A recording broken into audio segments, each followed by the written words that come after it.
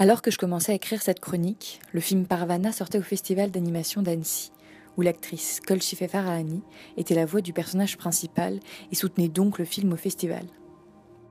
Sur son compte Instagram, elle a publié cette photo.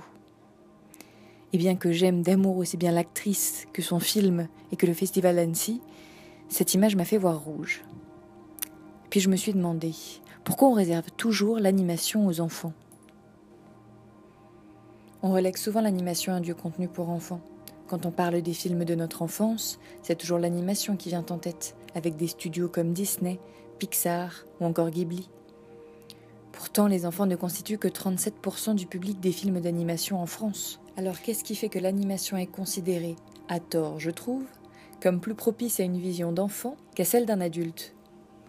Un des reproches que j'entends souvent à propos des films d'animation, c'est qu'ils ne représenteraient pas le réel, ils ne correspondent pas à la réalité, contrairement aux films en prise de vue réelle qui montrent la vraie vie. L'animation serait une version simplifiée de ce que peuvent montrer les films en prise de vue réelle et plus généralement de la vie.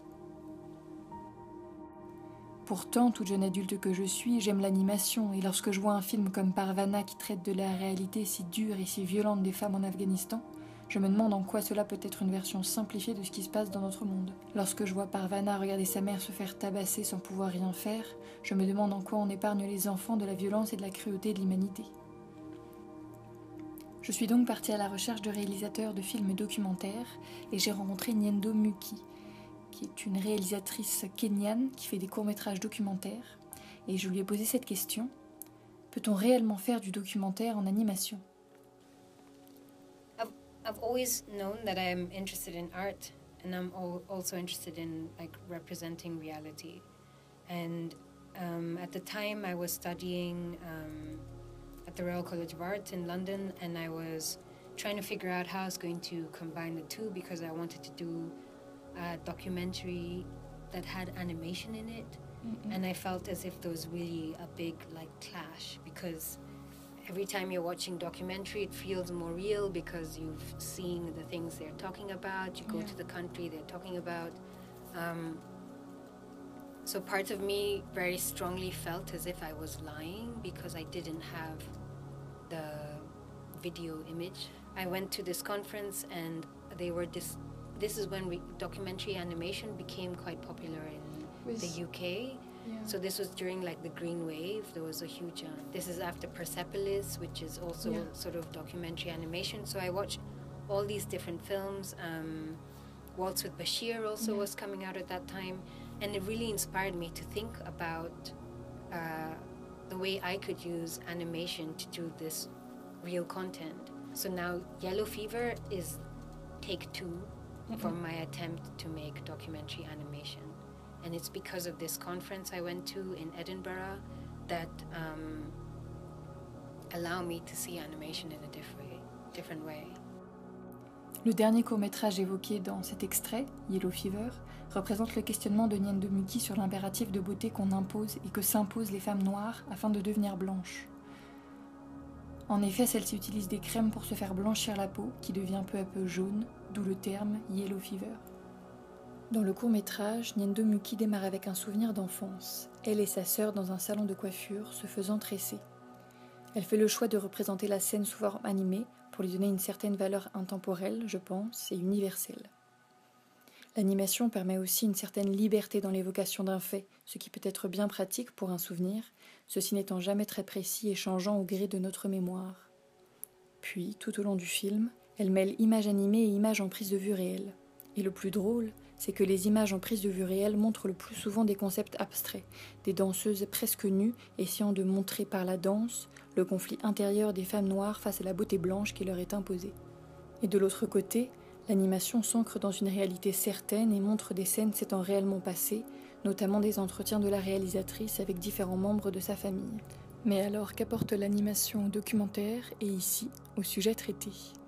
One of the other reasons why I used animation is because I was interviewing someone like my niece, who was 4 years old at the time, and I felt that I didn't know exactly what she was going to say, but I knew she was going to say something that was sensitive. So I could put the phone there or put the microphone, and she can talk really freely without thinking about being the camera. filmed, I'm talking about how she looks. If there's a camera, she's going to be thinking, do I look cute? Do I, so she's reacting to the camera.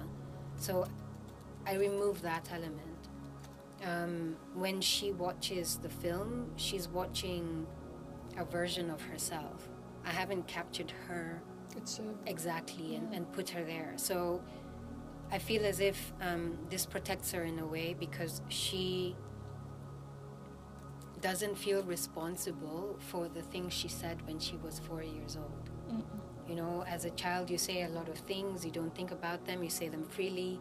It's your true emotions, but you don't necessarily have all the, there are things we don't say as adults because we know morally that they're not right. Yeah. It doesn't mean we don't think them. So I want for her, as she gets older and she understands more and more what she said, she doesn't feel judged by me or by the people who view the film for the things she said when she was a child. So this creates a distance for her as well.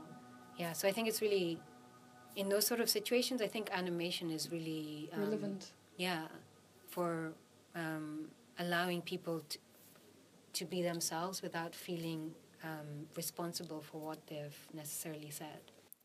De la même façon, le film Funan de Denis Do évoque l'atrocité du régime des Khmers rouges, enchaînant travaux forcés, mise à mort, viols et délations. Mais aucune de ces scènes n'est montrée explicitement. On entend l'assassinat d'un homme, et on devine le viol d'une jeune fille qui revient en pleurs auprès de sa famille, les vêtements déchirés. Le son, que ce soit celui d'un couteau qui s'enfonce dans la chair, une bêche qui s'abat sur un crâne ou un coup de feu, a ici une place primordiale pour remplacer l'image, peut-être trop insupportable ou simplement inutile, pour évoquer une réalité qu'on s'imagine déjà trop bien dans nos têtes. Mais alors, est-ce qu'on peut tout représenter dans les films d'animation ? Vaste question s'il en est, auquel je ne pourrais pas répondre ni aujourd'hui ni jamais. Mais on peut représenter énormément de choses grâce à l'animation et notamment déjouer la censure. Par exemple, le film Téhéran Tabou d'Ali Souzandeh, sorti en 2017, brise plusieurs tabous imposés par la loi islamique en Iran comme le sexe, la drogue, la corruption et la prostitution. Et c'est par l'animation que le réalisateur parvient à parler de la réalité du pays dans lequel il est né et à déjouer la censure de celui-ci. Car ces scènes n'auraient jamais pu être filmées et montrées autrement. Nyen Do Mukhi déjoue aussi une forme de censure dans son court-métrage The Migrant Business. Elle évoque le trafic des migrants et la violence perpétrée contre eux, notamment à travers des passeurs malveillants et des policiers sans pitié. Et dans ce petit court-métrage, la réalisatrice n'hésite pas à montrer des scènes d'une grande violence, que ce soit des scènes de torture ou de viol. En conclusion, on peut dire que l'animation, tout comme les films en prise de vue réelle, sont des jumelles subjectives à travers lesquelles on peut regarder nos sociétés. Et dans le cas du documentaire, ces jumelles nous font découvrir un pan caché ou oublié du monde. La simplicité qui peut se dégager des films d'animation ne rime pas avec simplicité du sujet ou de son traitement. Par exemple, dans le film Le Garçon et le Monde, le réalisateur Allé Abreu nous fait découvrir avec les yeux d'un enfant la dureté des conditions